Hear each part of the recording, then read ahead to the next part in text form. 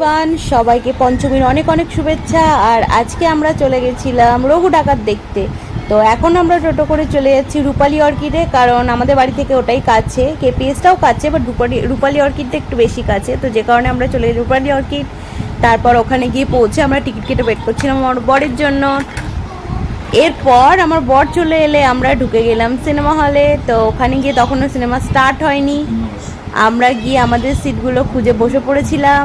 আর মামা এখানে করছিল অ্যাজ অলওয়েজ দুষ্টুমি করতে করতে একটু ভিডিও করে নিলাম। তারপর স্টার্ট হলো সিনেমাটা জাস্ট দারুণ ছিল, কোনো কথা হবে না।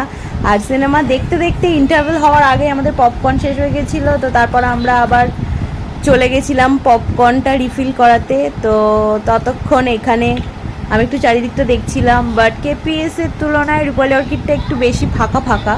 তো ভালোই লেগেছে ওভারঅল সব কিছু। আর রিফিলটাও ভালো ছিল, খুব একটা কস্টলি পড়েনি আমাদের পপকর্নটা। আর এরপর সিনেমাটাও হয়ে গেল শেষ করার পর আমরা সোজা চলে গেছিলাম দুপুরের লাঞ্চ করতে, যেহেতু আমরা বাড়ি থেকে লাঞ্চ করে বেরোইনি। আর লাঞ্চে আমরা খেয়েছিলাম চিকেন বিরিয়ানিটাও অ্যাজ অলওয়েজ টেস্টি ছিল, কারণ এটা ছিল স্পাইসি চিকেন বিরিয়ানি। আর আমরা এখানে দেখো সবাই খেতে ব্যস্ত। খাওয়া হয়ে যাওয়ার পর সোজা চলে এলাম বাড়ি।